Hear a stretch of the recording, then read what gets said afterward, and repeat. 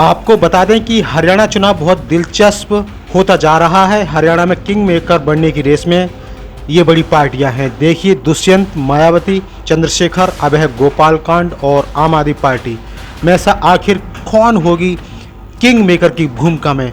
वैसे तो सीधे तौर पर बता दें आपको कि ये जो पार्टियों के भी नाम बताए हैं सभी पार्टियां किंग मेकर की भूमिका में हैं।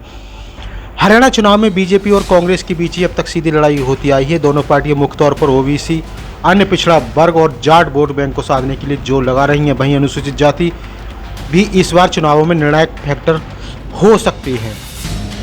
हरियाणा में विधानसभा चुनाव है। इस बार 5 कोणीय मुकाबला देखने को मिल रहा है। मैदान में सत्तारूढ़ बीजेपी कांग्रेस सामने सामने है। आम आदमी पार्टी भी जोर लगा रही है। क्षेत्रीय दलों में इंडियन नेशनल, लोकदल इनेलो और जननायक जनता पार्टी भी सत्ता के समीकरण बनाने के लिए दाव पेच लगा रहे हैं। इनेलो ने इस बार गोपाल कांड की हिलोपा और बसपा से अलायंस किया है। जेजेपी ने भी चंद्रशेखर की आज़ाद समाज पार्टी काशीराम से गठबंधन किया, यानी दोनों प्रमुख क्षेत्रीय दल दलितों को साधने की कवायद कर रहे हैं। हरियाणा चुनाव को लेकर कहा जा रहा है कि यहाँ क्षेत्रीय पार्टियां किंग से ज़्यादा किंग मेकर बनने की रेस में लगी हुई हैं। हरियाणा चुनाव में बीजेपी और कांग्रेस के बीच ही अब तक सीधी लड़ाई होते आई है।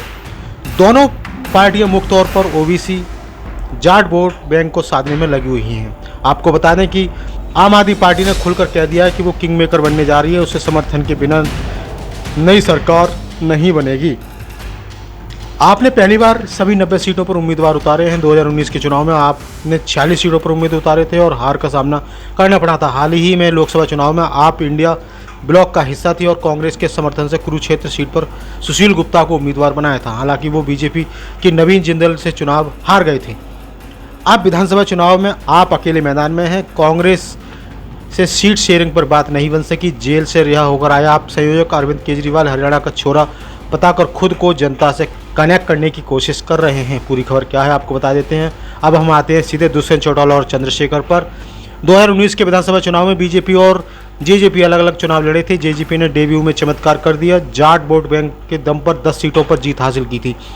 बीजेपी सत्ता के जादुई आंकड़ों से थोड़ा दूर ठहर गई। कुल 40 सीटें जीती थी। जेजेपी किंग मेकर बनी और बीजेपी से अलायंस कर नई सरकार बनाई। मनोहर लाल खट्टर दूसरी बार सीएम बने थे। दुष्यंत चौटाला पहली बार डिप्टी सीएम बनाए गए। हालांकि इस साल आम चुनाव से ठीक पहले हरियाणा में उठक पुठक हुई और बीजेपी ने न सिर्फ जेजेपी से अलायंस तोड़ दिया बल्कि खट्टर की जगह नायब सिंह सैनी को नया मुख्यमंत्री बना दिया।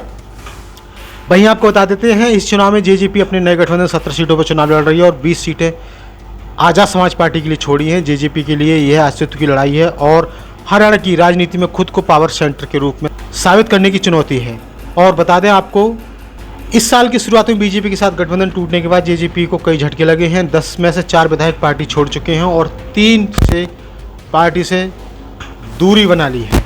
और वहीं आपको बता दें अब अभय चौटाला और मायावती गोपाल कांड। इनेलो के कार्यकर्ता पूर्व सीएम ओम प्रकाश चौटाला और उनके छोटे बेटे अभय चौटाला। इनेलो पहले ही मायावती की अगुवाई वाली पार्टी है। बीएसपी के साथ गठबंधन कर चुकी है।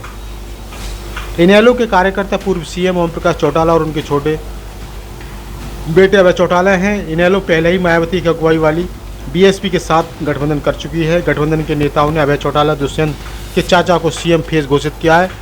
अभय इनेलो से एकमात्र निवर्तमान विधायक है। 2024 के लोकसभा चुनाव में इनेलो ने 7 सीटों पर चुनाव लड़ा था और कुल 1.84% वोट शेयर हासिल किया। आगामी विधानसभा चुनाव में दोनों पार्टियों के लिए एक लिटमस टेस्ट है, जिनमें से प्रत्येक का नेतृत्व पूर्व प्रधानमंत्री देवीलाल के परिवार के सदस्य कर रहे हैं।